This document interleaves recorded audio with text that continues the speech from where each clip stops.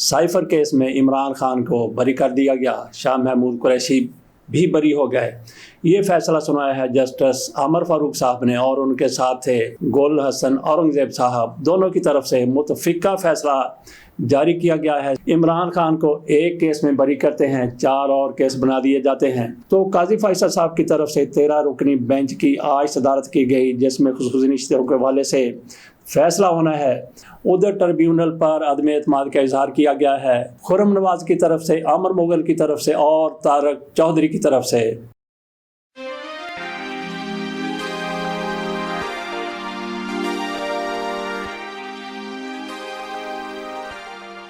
بسم اللہ الرحمن الرحیم۔ ہم نے بار بار کہا تھا کہ جسٹس عمر فاروق ایسا فیصلہ دے دیں کہ عمران خان بری ہو کر گھر چلے جائیں، ایسا ممکن نہیں ہے۔ قاضی فیصل صاحب بھی کوئی ایسا فیصلہ دے دیں جیسے عمران خان کو ریلیف مل جائے، یہ اس سے بھی ناممکن ہے۔ سائفر کیس میں عمران خان کو بری کر دیا گیا، شاہ محمود قریشی بھی بری ہو گئے۔ یہ فیصلہ سنایا ہے جسٹس عمر فاروق صاحب نے، اور ان کے ساتھ تھے گل حسن اورنگزیب صاحب۔ دونوں کی طرف سے متفقہ فیصلہ جاری کیا گیا ہے۔ سائفر کیس اڑا کے رکھ دیا ہے۔ کس نے؟ ان 2 ججوں نے۔ عمران خان کے وکیل کہتے ہیں کہ یہ ہم نے کیس اڑایا ہے۔ عمران خان کے وکیل سلمان صفدر اور دیگر وہ اس وقت کہاں تھے جب یہ کیس اڈیالہ جیل میں چل رہا تھا؟ اس وقت انہوں نے اڑا کے کیس کو کیوں نہیں رکھ دیا؟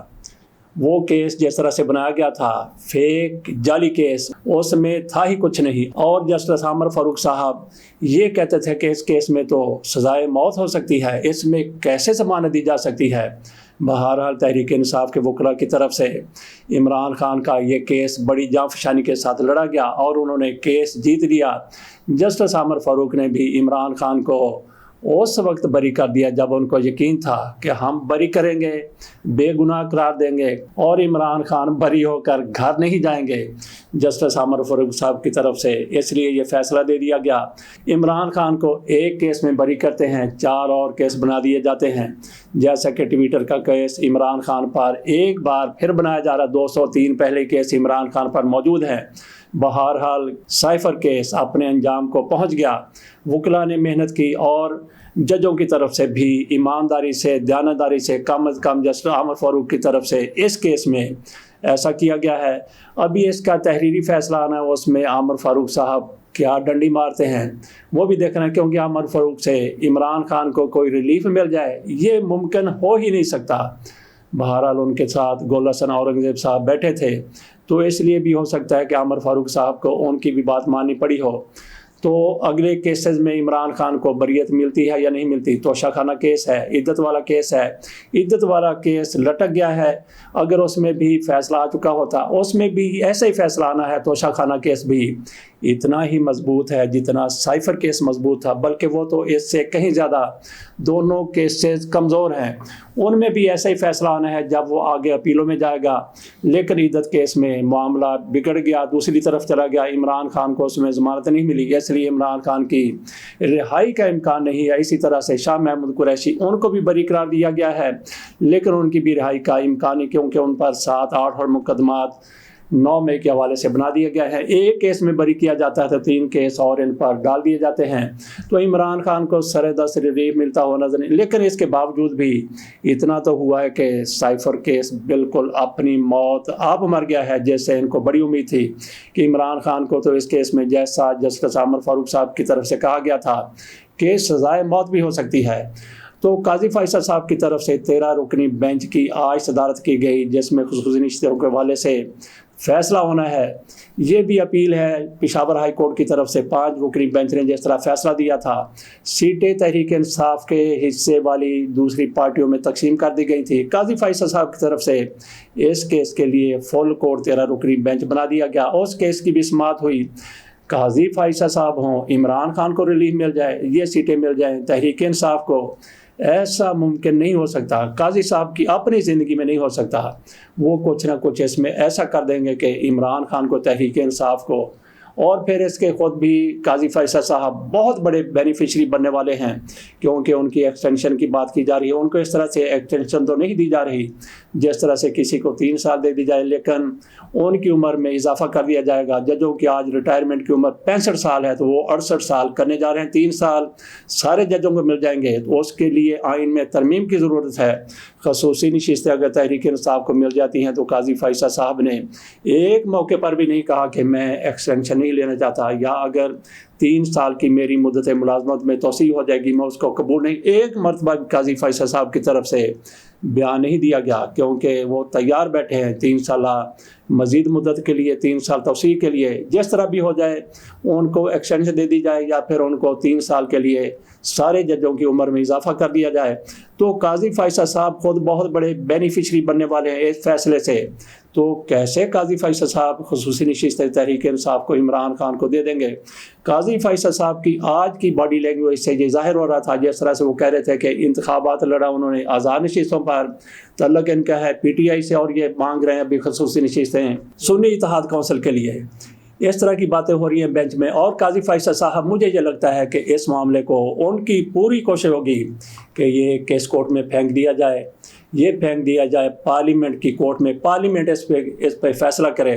اور آج کی پارلیمنٹ کیا فیصلہ کرے گی؟ کون لوگ بیٹھے ہوئے ہیں، وہ جیسے کہتے ہیں کہ کون لوگ ہو تسی، تو پارلیمنٹ میں کون لوگ بیٹھے ہوئے، وہ کس طرح کا فیصلہ کریں گے، کس طرح کی وہ قانون سازی کریں گے۔ قاضی فیصل صاحب موڑ گھیر کے اس چیز کو لے جائیں گے پارلیمنٹ میں، پارلیمنٹ کے کورٹ میں بال پھینک دیں گے، اور پارلیمنٹرین آج کل کے شہباز شریف صاحب وہ وہاں پہ بیٹھے ہوئے کس طرح کا فیصلہ کریں گے وہ آپ کو اندازہ ہی ہے۔ ادھر ٹربیونل پر عدم اعتماد کا اظہار کیا گیا ہے، خرم نواز کی طرف سے، عامر مغل کی طرف سے، اور طارق چودھری کی طرف سے، طارق فضل چودھری، تینوں نے اپلیکیشن دے دی گیا کہ طارق محمود جہانگیری وہ ہمارے کیسز کا فیصلہ کریں، وہ ٹربیونل بنائے گئے ہیں، ان سے انصاف کی توقع نہیں ہے، اس لیے ہمارا کیس کسی اور ٹربیونل کے حوالے کیا جائے۔ ان کو کیسے پتہ چل گیا کہ طارق محمود جہانگیری صاحب انصاف نہیں کر سکیں گے؟ بالکل سامنے نظر آ رہا ہے جس طرح کا انصاف ہونے جا رہا ہے۔ انہوں نے کہا تھا میرا خیال ہے کہ اس سے بڑا بہتر انصاف نہیں ہو سکتا، جو ترازو انہوں نے رکھ دیا اس سے اور بہتر ترازو نہیں رکھا جا سکتا۔ انہوں نے کہا کہ فارم 45 لے آئیں، آپ بھی لے آئیں، آپ بھی لے آئیں، آپ بھی لے آئیں، 3-4 سے انہوں نے کہا کہ اپنے فارم 45 لے آئیں۔ تحریک انصاف کے لوگوں کی طرف سے اپنے فارم 45 پیش کر دیے گئے، اور ان حلقوں سے الیکشن میں حصہ لینے والے دیگر پارٹیوں کے لیڈروں کی طرف سے بھی فارم 45 سامنے رکھ دیے گئے۔ وہ ہار گئے تھے، ان فارم 45 اور جو کہ تحریک انصاف کے امیدواروں کے پاس تھے ان میں یکسانیت پائی جاتی ہے کہ ایک ہی رزلٹ اس کے ایک کے پاس ہے، دوسرے کے پاس، تیسرے کے پاس۔ طارق فضل چودھری، خرم نواز اور مغل صاحب سے جب پوچھا گیا فارم 45 آپ کے کدھر ہیں، انہوں نے دوڑ لگا دی، 9-2-11 ہو گئے، بھاگ گئے۔ انہوں نے کہا کہ ہمارے پاس فارم 45 نہیں ہے، کیوں نہیں ہے؟ اور پھر جب پتہ ہے کہ آپ کیا فیصلہ آنا ہے تو عدم اعتماد کر دیا ٹریبیونل پر کہ ہمیں انصاف کی توقع نہیں ہے، تو پھر انصاف ان کو کہاں سے ملے گا؟ وہی اعظم نذیر طارق صاحب ان کو انصاف دلائیں گے کیسے؟ وہ جو ان کی طرف سے ایک آرڈیننس لایا گیا ہے، آرڈیننس کے ذریعے اس میں یہ ہے کہ جن لوگوں کے بارے میں تحقیقات ہو رہی ہے، جن لوگوں کے بارے میں انویسٹیگیشن ہو رہی ہے، جن کے معاملات ہیں، وہ اگر عدم اعتماد کا اظہار کر دیں تو پھر معاملہ دوسرے ٹربیونل میں جا سکتا ہے۔ اور الیکشن کمیشن چاہے تو وہ بھی یہی آرڈیننس میں ہے کہ اگر الیکشن کمیشن چاہے تو وہ بھی ٹربیونل چینج کر سکتا ہے۔ تو ان کی طرف سے الیکشن کمیشن کو درخواست دے دی گئی ہے، جہاں بھی جو بھی مطلوبہ پلیٹ فارم ہے وہاں پہ درخواستیں دے دی گئی ہیں۔ انصاف کی ان کو توقع نہیں ہے، جہاں سے انصاف ہو رہا ہے ضمیر کے مطابق، آئین کے مطابق، قانون کے مطابق، اس کو کہتے ہیں کہ ہمیں انصاف کی توقع نہیں ہے، ہمیں بھیجا جائے جسٹس عامر فاروق کے پاس، ہمیں بھیجا جائے جسٹس قاضی فائز عیسیٰ صاحب کے پاس، اور ایسے ججوں کے پاس ہمیں بھیجا جائے، اور ہمیں بھیجا جائے جج محمد بشیر کے پاس، ہمیں بھیجا جائے ابو الحسنات ذوالقرنین کی عدالت میں، ہمارے مقدمے میں دلیر اور دلاور جج وہ لایا جائے تو ان کی عدالت میں مقدمہ جائے گا، تو طارق فضل چودھری، عامر مغل اور خرم نواز کو انصاف مل جائے گا۔ کیا ان کے معیارات ہیں انصاف کے؟ اور یہ بھی دیکھیے، سنیے کہ طارق فضل چودھری کا وکیل، اس نے کہا ان کے پلے تو ککھ بھی نہیں ہے، فارم 45 ان کے پاس نہیں ہے، اور جو بھی فارم 45 ان کے پاس ہیں جعلی ہیں۔